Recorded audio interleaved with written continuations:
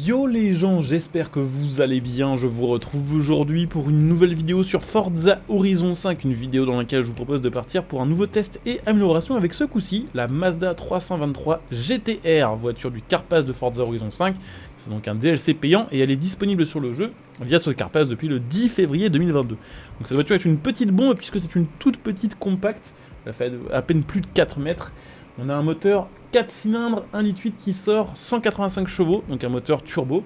La voiture fait moins de 1200 kg, elle fait le 0 à 100 en 7 secondes et vitesse de pointe à plus de 220 km/h. Donc on est sur un petit truc très vénère et je vous avoue que je connaissais pas super bien ce modèle avant qu'il soit annoncé sur Forza Horizon 5. Je me suis un petit peu renseigné et c'est vrai que c'est une caisse qui était quand même, pour on va dire son prix et son époque, une voiture assez performante. Par contre c'est une édition assez rare de la Mazda 323, seulement 2500 exemplaires je crois de la GTR, donc c'est vraiment pas un truc on va dire commun. Et je l'ai pas précisé mais elle est en 4 roues motrices de base d'ailleurs, donc c'est plutôt pas mal du tout. Donc ce que je vous propose c'est d'aller évidemment la tester un petit peu d'origine et puis après on ira la tester avec des améliorations, voir un petit peu ce que ça peut donner voilà, sur Forza Horizon 5 avec une voiture comme celle-ci tout simplement. Assez jolie mais c'est vrai que le design est assez spécial. En fait on dirait qu'elle est un petit peu tunée de base, genre j'aime bien globalement, sauf je dirais le pare-choc avant là, avec les gros phares sur le côté, c'est un peu too much je trouve. Après voilà, chacun aimera ou pas, évidemment chacun ses goûts. Mais bon à part ça je trouve qu'elle est plutôt assez sympathique. D'ailleurs on verra mais je pense qu'il y aura moyen de la mettre un petit peu en mode rallye sur le jeu.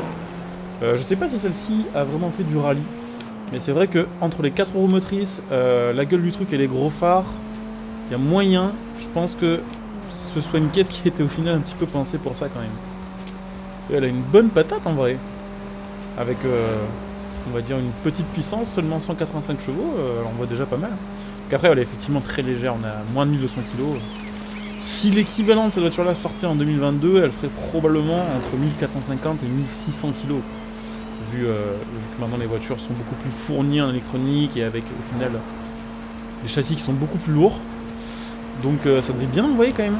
C'est une boîte 5 par contre, ok, donc pas de 6ème. Et effectivement on est déjà à 210 quasiment la VMAX en fait de cette voiture là. Donc c'est assez nerveux. Le son est plutôt cool aussi, un petit son de 4 cylindres un peu vénère. Un petit peu grave d'ailleurs. Et puis ouais, maniabilité qui a l'air d'être plutôt pas mal, même si je pense que c'est peut-être un chouïa sous-vireux. Mais vraiment très peu, ça ce sera on va dire vraiment facile à améliorer derrière. À régler je pense vu.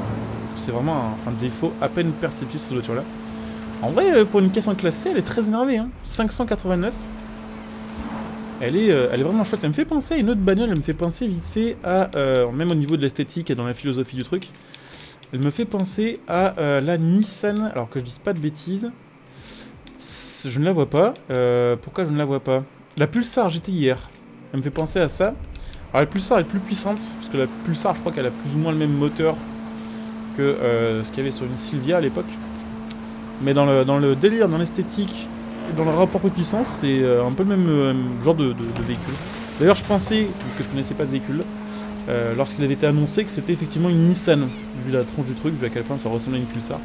Mais non, c'était bel et bien une Mazda, donc 323 GTR. Je vous montre un petit peu l'intérieur, mais l'intérieur, honnêtement, il n'y a pas grand chose à dire dessus, c'est assez sobre. En fait, on dirait même un intérieur de Golf 3, plus ou moins 3 ou 4, un peu japanisé, et hop, nouvel intérieur. Bon, c'est pas très beau, mais après honnêtement je pense que c'est sobre, au moins c'est déjà ça quoi. Il n'y a pas on va dire des textiles un peu chelous, pas une finition trop bizarre. Donc ça va.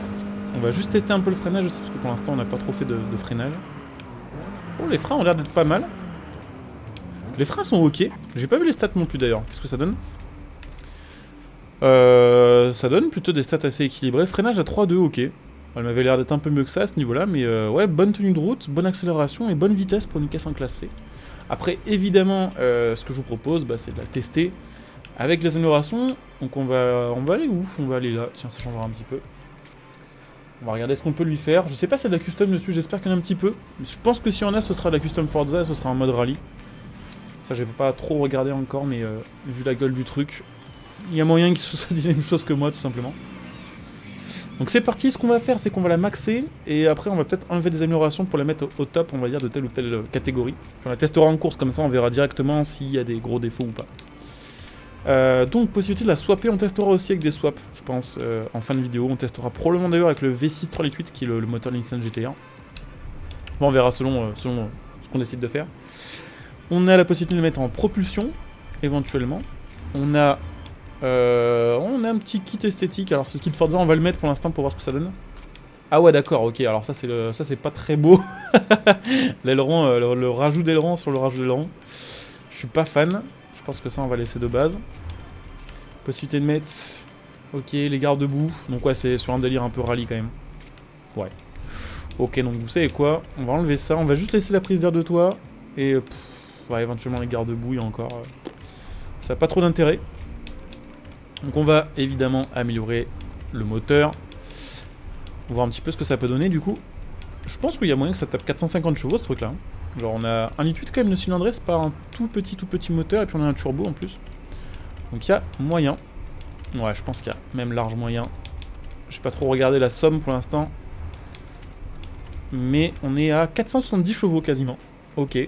Oh, elle doit bien décoller là maintenant. 4 secondes pour 0 à 100, c'est pas dégueu du tout. Évidemment, il y a la possibilité d'améliorer pas mal de choses aussi au niveau du châssis. Notamment les barres anti-roulis, ce qui devrait un petit peu aider, je pense, pour le sous-virage. On pourra régler au moins ça derrière. Puis ouais, c'est une caisse qui va certainement être jouable en top A, ça, hein, sans trop de problèmes. Même, enfin, probablement vu l'archétype de la bagnole, ce serait une très bonne top B. Et probablement une bonne top A sans plus. Je pense qu'elle sera un petit peu limitée par sa VMAX, mais c'est probablement une caisse qui sera très agréable à jouer en top A et en top B. Donc là, en étant vraiment full de chez full, on va essayer de changer les jantes d'ailleurs pour... Oh, ça tue ça en vrai sur des petites jantes et une caisse comme ça, je trouve. J'ai mis ça un peu au hasard, mais ça aussi ça passe bien en vrai. Les works sont incroyables sur ce jeu de toute façon.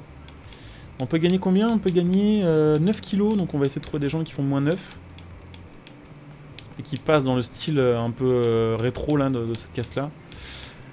Ça va pas être si simple que ça à trouver. Parce qu'il y a beaucoup de jantes modernes effectivement dans les plus légères. Ça fait trop muscle car. Sinon il faut chercher des jantes vraiment simples. Ça marche aussi. Je regarde un peu les différents trucs, c'est dommage, les jantes que je préfère en fait font pas gagner autant de poids que ce que j'aimerais. Bon après on va dire si on gagne que 4 kg à la place de 9, c'est pas très grave non plus je pense. Ça changera pas tout mais bon. Voilà, c'est pour le délire de se dire qu'on la max vraiment. Bon on va mettre ça mais je les changerai probablement après, on va dire c'est juste pour se fixer niveau indice performance là. On va peut-être même plutôt mettre celle de dessus. Ah en vrai fait chier. Elles font reprendre un peu de poids mais je les trouve tellement stylées ces jantes là. Bref, on met ça pour l'instant. Niveau pneus, on a déjà mis le max. Ok. Et si donc j'élargis les voies, on est en 850. Et si je mets des jantes plus grandes, parce que des fois ça fait gagner l'indice perf, des fois ça en fait perdre. C'est un peu random. Donc on sera en 857 plus le kit aileron. Ouais, 857 c'est vraiment le max que peut atteindre cette voiture là. Donc là pour le coup ça nous intéresse pas de jouer en 857. Ce qui va nous intéresser là je pense c'est de jouer en 800. Donc voyons voir les stats. Clairement la puissance n'est pas insane. Donc pour le coup je pense qu'on va surtout réduire la qualité des pneus. Donc c'est parti avec notre 323 GTR. Voilà, rabaissé avec la petite prise d'air sur le toit et surtout en A800. Voilà, en fait j'ai réussi à trouver assez facilement avec les pièces de boîte de vitesse comment gagner ou perdre 1 ou 2 points d'indice perf. Du coup bon là on est vraiment pas mal. On a 450 chevaux quand même. Et on a 1250 kg, toujours 4 roues motrices. Et un petit réglage, donc normalement la caisse devrait être plutôt pas mal. Effectivement, elle a l'air de bien décoller grâce aux 4 roues et elle a l'air de bien tenir le pavé quand même. Le freinage est en plus bien meilleur que d'origine, alors c'est toujours un peu le point négatif entre guillemets de cette voiture là. On va dire si on regarde vraiment les stats. Après honnêtement, bon, il suffit juste de freiner un peu plus tôt qu'avec d'autres voitures et ça passe. Sachant que là pour le coup, vu qu'elle a une très bonne tenue de route à côté de ça, et quand même une des bonnes reprises, ça passe. Honnêtement, une caisse qui a sa propre puissance là, c'est pas dégueu. Après, bien sûr, elle va être un peu, on va dire, affaiblie par sa VMAX, parce qu'on a que 310 km/h dans une config comme ça, en ayant le moteur vraiment full. Après, bien sûr, vous pouvez améliorer de plein de façons pour être en top A. Vous pouvez aussi swapper, par exemple, le moteur qu'on a vu tout à l'heure, le moteur de la GTR. Vous aurez beaucoup plus en VMAX, par contre, vous aurez très peu de marge au final pour améliorer la caisse, on va dire au niveau du châssis. Donc selon les pistes, voilà, bien sûr, le swap ou pas peut être intéressant. Mais c'est vrai qu'avec là, le moteur de base, on n'a pas une grosse VMAX et on n'aura jamais une grosse VMAX, même via les réglages. Donc ouais, juste le freinage qui est toujours pas insane, mais à part ça, elle est très très cool à conduire honnêtement. Que ce soit le design, le son, même les perfs. Sous-vire toujours un petit peu. J'ai pas vraiment réussi à améliorer ça, on va dire, pour que ce soit vraiment full opti. C'est mieux que d'origine, mais c'est toujours un peu sous-viré. Ouais, comme toutes les 4 roues motrices du jeu quasiment. Faut toujours passer pas mal de temps à les régler avant d'avoir la combinaison qui fait que bah, c'est efficace de ouf. Donc là ouais, juste le freinage qui est un petit peu sous le reste, sinon elle est vraiment chouette. Et elle permet de bien attaquer quand même les virages, genre on peut y aller vraiment comme un porc là, ça passe pas mal. Par contre c'est clair qu'un 5ème vitesse elle a plus de patate. Genre quand je vois, bon, je sais que c'est un peu con de comparer avec ça, mais c'est vrai que c'est une bonne référence je trouve. La RS6 première génération dispo sur le jeu. Full stock elle doit être il me semble un top B et l'accélération de calage jusqu'à 300 c'est autre chose quoi. Alors qu'on n'a pas forcément une plus grosse puissance, je crois d'ailleurs que l'ancienne RS6 c'est 450 chevaux aussi, il me semble.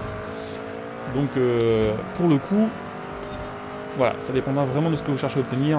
Bon après il n'y a pas photo, je pense que vous mettez ça en courbe contre la RS6, ça elle termine 1000 fois devant, à coup sûr. Mais c'est vrai que pour la VMAX et l'accélération genre à plus de 200 là c'est pas dingue. En gros dès qu'on passe la 5ème c'est chaud. En dessous de ça ça va. Donc ouais, pas de gros défauts, franchement une caisse plutôt cool à conduire. Et puis ouais ce que je vous propose, bah après cette course évidemment, on va bientôt arriver à sa fin, c'est d'aller la tester, éventuellement swapper, voilà, avec le rotor, on verra bien, soit on met le rotor et on reste du coup sur Mazda, niveau moteur, soit on met le V6, on a plus un cylindré mais on passe chez Nissan. Donc ouais au final j'ai quand même mis le moteur de la GT-R, j'ai testé mettre le rotor, j'aurais préféré mettre le rotor, sauf que le rotor on sort max 750 chevaux, avec le moteur de la GT-R on sort 1100 quoi. Donc le choix il est vite fait, sachant que là en plus on va juste faire un texte d'accélération et de Vmax, vraiment là bah fallait vraiment miser sur la puissance. Donc c'est parti, en pneu drag et on est du coup en S5 872. J'ai regardé, elle est pas incroyable en fait avec ce moteur là, enfin avec les swaps en fait c'est très compliqué de la faire descendre sous la barre des 2 secondes pour 0 à 100 et même la faire passer la barre des 400 c'est pas si facile que ça, enfin genre ça le fait, on va dire que pour une compacte elle est très très vénère, surtout pour une compacte qui a 30 ans, mais elle est pas si pétée que ça. Honnêtement franchement j'ai préféré la conduire en A où là c'est vraiment une petite bombe en fait.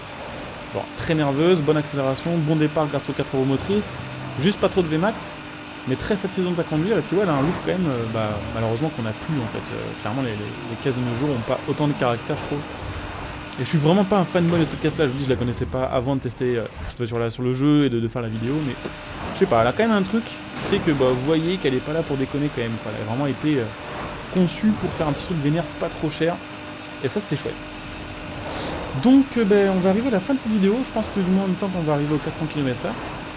N'hésitez pas du coup à laisser le petit like, à vous abonner si vous êtes nouveau, pensez bien sûr à venir me follow sur Twitch pour ceux qui sont intéressés par me voir en live, comme d'habitude ma chaîne Twitch sera sous cette vidéo en description et en top commentaire, donc n'hésitez pas à follow.